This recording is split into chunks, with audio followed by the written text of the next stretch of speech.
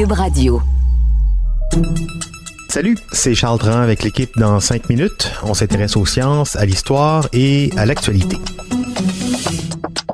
Aujourd'hui, on parle de la poste. Ça nous est tous arrivé, surtout à l'approche des fêtes. On se présente au bureau de poste pour envoyer un paquet à un membre de la famille ou à des amis à l'étranger pour découvrir avec horreur que ça va nous coûter plusieurs dizaines de dollars pour le faire acheminer à destination dans des délais à peu près raisonnables. Mais pourquoi ces prix exorbitants? Qui les calcule et comment? Voici Sophie Croteau. Les tarifs postaux sont complètement différents d'un pays à l'autre et surtout si on est le pays qui envoie ou qui reçoit. Par exemple, envoyer un colis à l'intérieur du Canada coûte environ 24 $ du kilogramme. L'envoyer en Chine coûte à peine quelques dollars de plus à 28,50 $ du kilo. Mais si la Chine envoie un colis au Canada, c'est plutôt un petit 5 ou 6 $ du kilo. Pour comprendre pourquoi les différences sont si élevées, il faut remonter l'histoire de la poste internationale. Jusqu'à la fin du 19e siècle, chaque fois qu'une lettre traversait la frontière d'un pays avant de se rendre à destination, son coût d'envoi augmentait. À l'époque, chaque pays devait négocier ses frais d'envoi individuellement avec tous les autres pays, ce qui créait un vrai casse-tête pour les frais de poste. Pour régulariser la situation, 21 pays se sont réunis en 1874 à Berne, en Suisse, pour s'entendre sur un tarif universel qui rendrait l'envoi de lettres et de paquets beaucoup moins cher pour tous.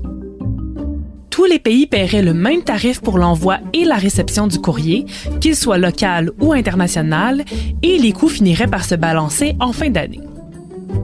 Cette entente, qu'on appelle le traité de Berne, a aussi mené à la création de l'Union postale universelle, une organisation qui fait maintenant partie des Nations unies et qui gère encore aujourd'hui les tarifs postaux pour 192 pays.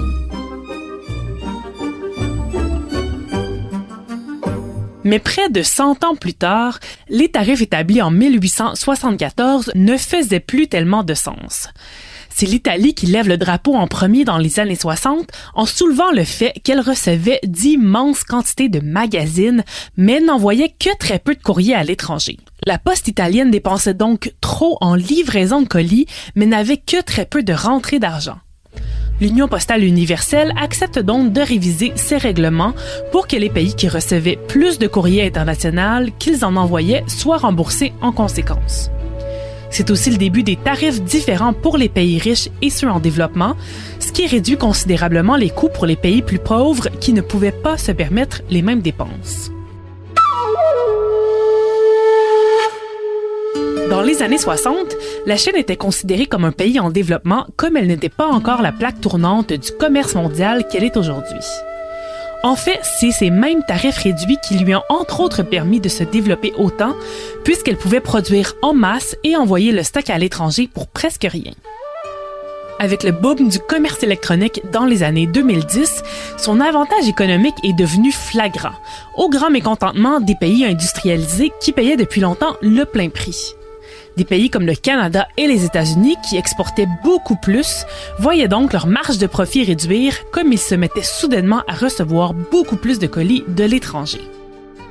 En 2018, le président Trump menace de quitter l'Union si les tarifs ne sont pas revus.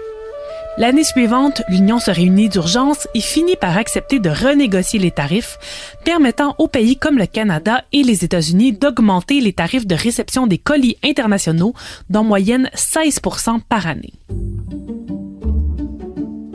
Par contre, il faudra plusieurs années pour que cette augmentation se traduise en une réelle baisse des coûts pour les Nord-Américains, qui doivent non seulement jongler avec un immense territoire, mais aussi avec les conséquences de la pandémie de la COVID-19 sur le système de poste. D'un côté, le commerce en ligne a connu un second boom immense pendant la pandémie, au détriment des pauvres facteurs qui doivent maintenant jongler avec des dizaines de colis, tout en faisant compétition aux services privés qui offrent la livraison gratuite, comme Amazon. Et de l'autre, le coût du gaz et des conteneurs de livraison a aussi augmenté, ce qui a même forcé la Poste à exiger une surcharge selon la distance de l'envoi. De quoi nous motiver à encourager le commerce local en attendant le retour à la normale. Oui, et même après aussi, on peut s'en passer de l'expédition de colis. Mais quand même, j'ai appris aujourd'hui l'existence de l'Union postale universelle, dont le siège social est situé à Berne, la capitale de la Suisse. La Poste, un beau sujet, avec tout plein de questions, comme par exemple comment fonctionne le tri postal ou encore quelle est la logique derrière nos codes postaux. D'autres sujets sur la Poste en cours de fabrication que vous pourrez entendre prochainement. Merci Sophie Croteau, c'était en 5 minutes.